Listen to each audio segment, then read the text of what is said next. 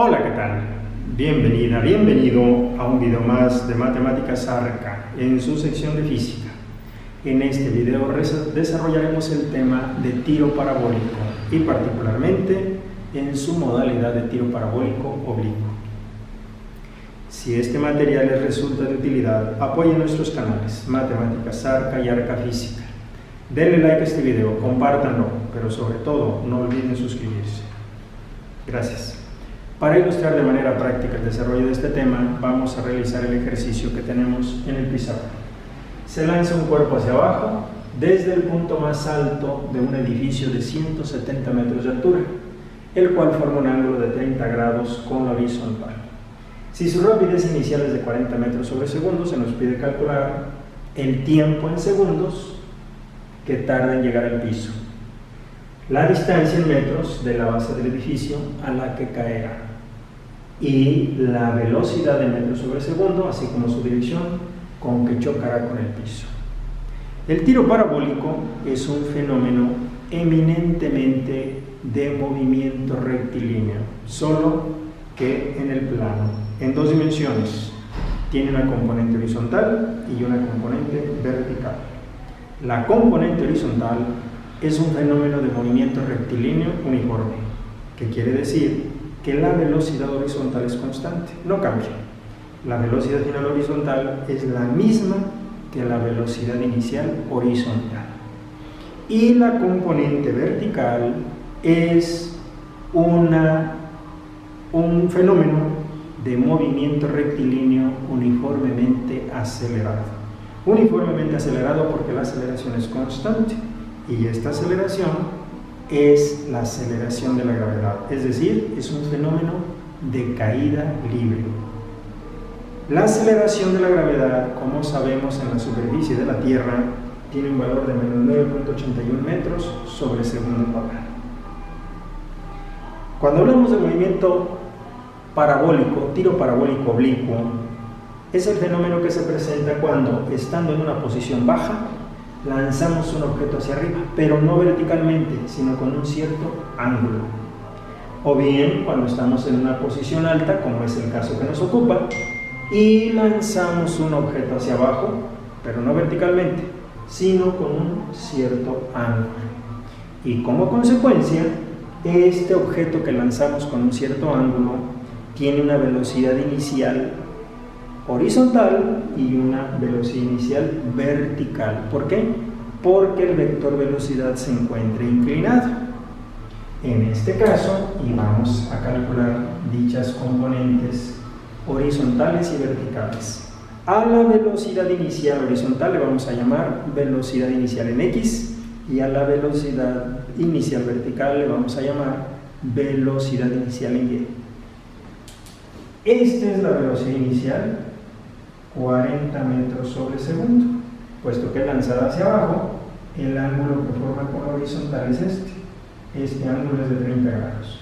Aquí tenemos la componente de la velocidad inicial en X y aquí tenemos la componente de la velocidad inicial en Y. Puesto que aquí se forma un triángulo rectángulo, calcularemos estas componentes, la componente de la velocidad inicial en X y la componente de la velocidad inicial en Y, aplicando las funciones trigonométricas. Para la componente de la velocidad inicial horizontal, aplicaremos la función coseno y por lo tanto tendremos que la velocidad inicial X es 40 metros sobre segundo, la hipotenusa, por el coseno de 30 grados. Esto es 40 metros sobre segundo por 0.866 y esto nos da 34.64 metros sobre segundo. Esa es la velocidad inicial horizontal con que sale el objeto. Y ahora la velocidad inicial en Y la obtendremos aplicando la función seno hipotenusa por el seno de 30 grados. El seno de 30 grados es igual a 0.5, por lo que la velocidad inicial en Y es igual a 20 metros sobre segundo. Y esos son los datos iniciales con que resolveremos, datos iniciales de velocidad con que resolveremos los reactivos que se nos están pidiendo. Vamos a obtener el tiempo que tarda en llegar al piso. Para esto tenemos varias alternativas. Lo haremos de la siguiente manera.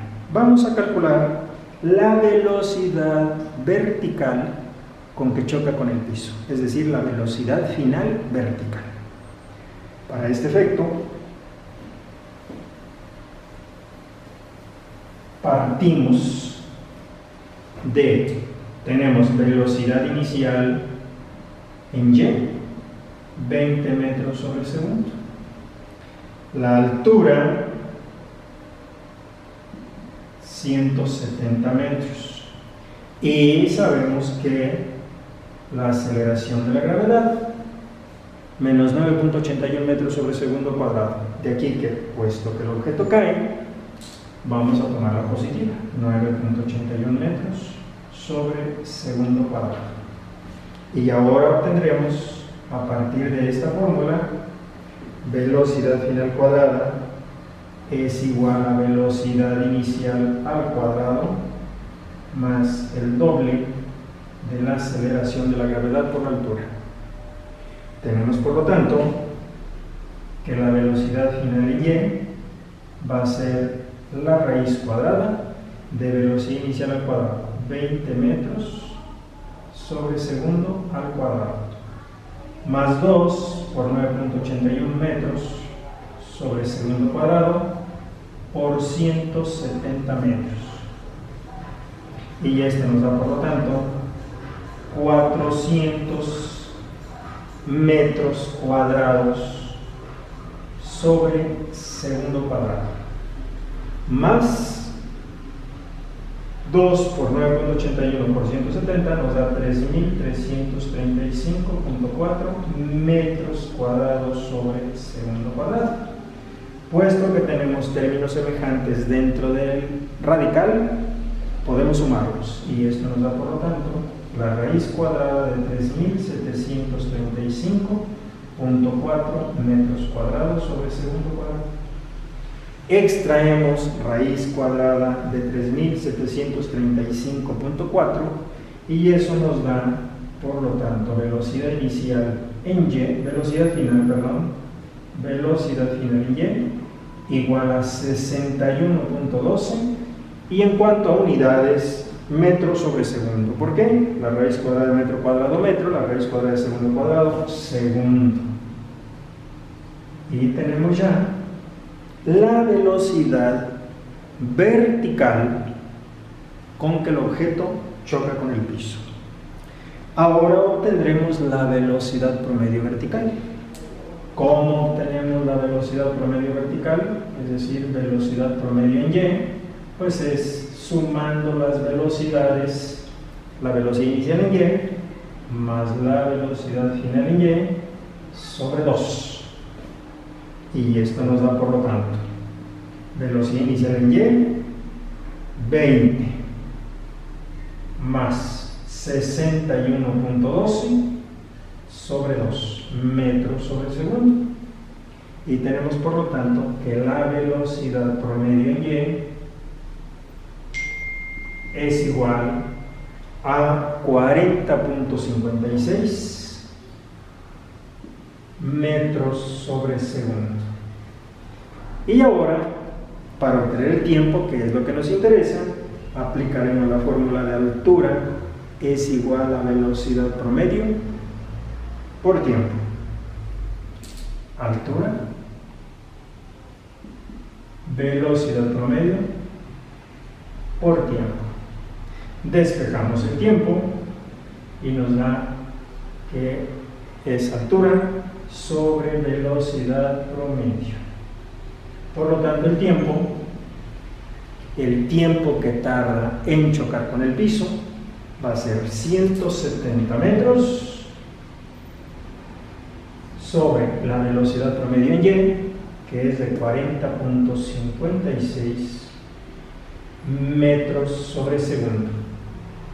Por lo tanto, el tiempo es igual a 170 entre 40.56, nos da 4.19 unidades segundos. ¿Por qué? Porque metros con metros se anulan y por ley del sándwich los segundos nos quedan en el numerador. Por lo tanto, el tiempo que tarda en llegar al suelo es de 4.19 segundos. Ahora vamos a calcular la distancia en metros de la base del edificio a la que cae este objeto. Veamos. Para este objeto, para este efecto, partimos de que la velocidad inicial en X es igual a 34.64 metros sobre segundo. La velocidad final en X, recordemos que horizontalmente el fenómeno es movimiento rectilíneo uniforme, es decir, que la velocidad no cambia, es constante. Por lo tanto, velocidad inicial X, 34.64 metros sobre segundo, velocidad final X, 34.64 metros sobre segundo. Y conocemos el tiempo que tarda el objeto en describir este movimiento, es decir, lo que estamos obteniendo en este caso es la distancia en X. Y para este efecto aplicamos el tiempo de 4.19 segundos. Vamos a aplicar la fórmula de distancia igual a velocidad promedio por tiempo. Distancia X va a ser igual a velocidad promedio en X.